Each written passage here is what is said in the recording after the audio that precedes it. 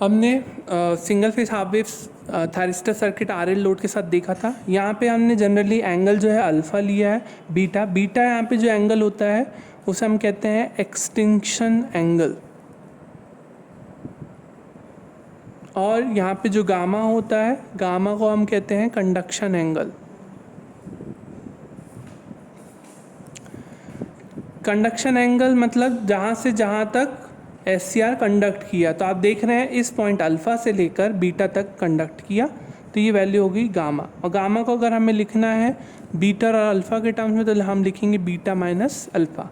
Gamma ये लिखेंगे तो ये क्या होगा, बीटा, ये बीटा ये पूरा है और अल्फ़ा इसमें गायब है, तो गामा होगा बीटा माइनस अल्फ़ा। और यहाँ पर जो हमारा बीटा है वो एक्सटेंशन एंगल है। हम SCR या थायरिस्टर T के ऑन होने पर अगर हम वोल्टेज इक्वेशन लिखेंगे तो सर्किट आपने जैसा कि देखा था ये RL सर्किट है ना, तो ये ऑन कंडीशन में इस प्रकार से होगा। तो VS की वैल्यू होगी VM साइन ओमेगा T, और इसके अक्रॉस जो करंट फ्लो होता है वो I0, और यहाँ पे R और L। तो इसके अक्रॉस वोल्टेज लिखेंगे हम, कैसे लिखेंगे, VS इक्वल्स टू हम लिखेंगे VM साइन ओमेगा T बराबर से KVL के हिसाब से I0 इंटू R या RI0 कुछ भी लिख सकते हैं हम। और इंडक्टेंस के अक्रॉस हम वोल्टेज लिखते हैं VL इक्वल्स टू क्या लिखते हैं हम जनरली LDI/dt। तो VL इक्वल्स टू LDI/dt, तो वोल्टेज इक्वेशन यहाँ पर हमने लिख ली है KVL के अकॉर्डिंग। लोड करंट यहाँ पे जो I0 है वो आपने देखा होगा वेव में, I0 की वेव कैसी थी हमारी, अल्फ़ा से स्टार्ट करें तो ऐसी इस प्रकार से थी, अल्फ़ा से स्टार्ट करते हैं तो इस प्रकार से थी, साइनोसोडल में नहीं थी। और ये इस पॉइंट के बाद पाई के बाद ये घट रही थी बीटा तक, है ना। तो ये जो I0 है उसकी हमें किसी भी इंस्टेंट पे, अगर हमें इस पॉइंट पे या इस पॉइंट पे वैल्यू निकालना है तो हमें लोड करंट के लिए एक एक्सप्रेशन डिराइव करना पड़ेगा I0 के लिए, कोई भी इंस्टेंट में हम उसकी वैल्यू निकाल सके, तो उसके लिए हम I0 की वैल्यू निकालेंगे। तो जनरली I0 है।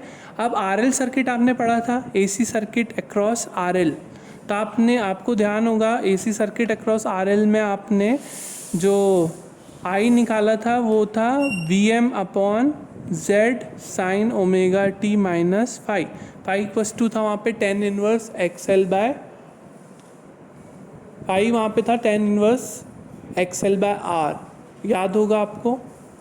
और यहाँ पर हम इसी प्रकार से करंट को लिखेंगे, तो लोड करंट I0 जो है यहाँ पे इसके दो कंपोनेंट होंगे, एक ट्रांजिएंट स्टेट में कुछ और वैल्यू होगी इसकी, और एक स्टेडी स्टेट में कुछ और वैल्यू होगी। तो स्टेडी स्टेट में जिसकी वैल्यू होती है वो हमने ऑलरेडी एक बार डिराइव कर चुके हैं पिछले साल।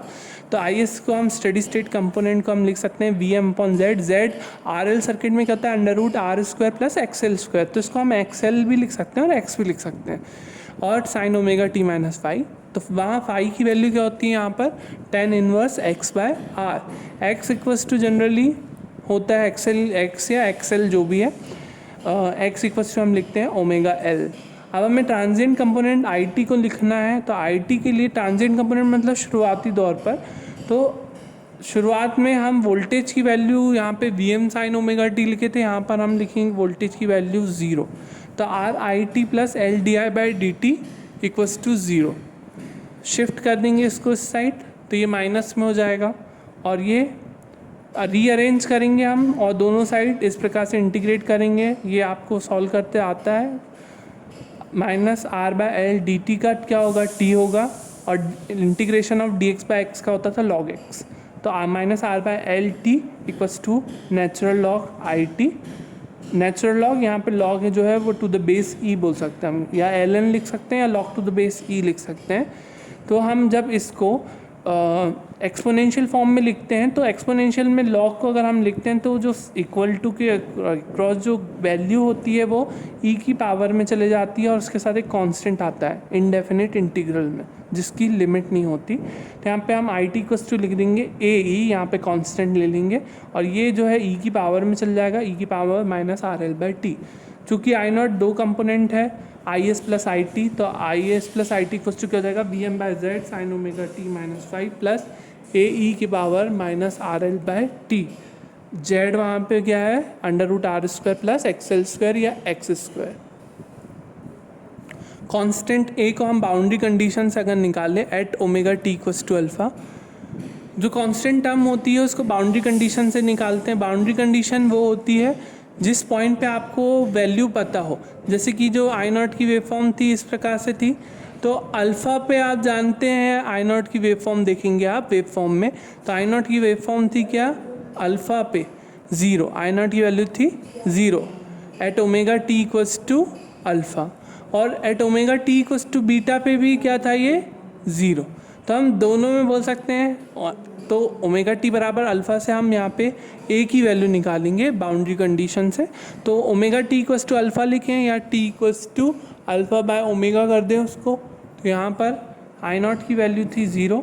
तो अब एक्सप्रेशन क्या था, I not equals to V M by Z sine omega T minus alpha plus A E की power minus R by R by L T, R by L T था। पीछे आप देखेंगे एक्सप्रेशन तो आपके एक्सप्रेशन में दिख जाएगा, वहाँ पे आपको आई नॉट की वैल्यू को क्या रखना है, 0 रखना है। तो 0 रखने पे आई नॉट, चाहे तो आप देख सकते हैं आई नॉट यहाँ पे आपने ये लिखा हुआ है, तो यहाँ पे आई नॉट की वैल्यू को हम 0 रख रहे हैं और 0 रख के हम ए की वैल्यू को निकाल रहे हैं। तो इस केस में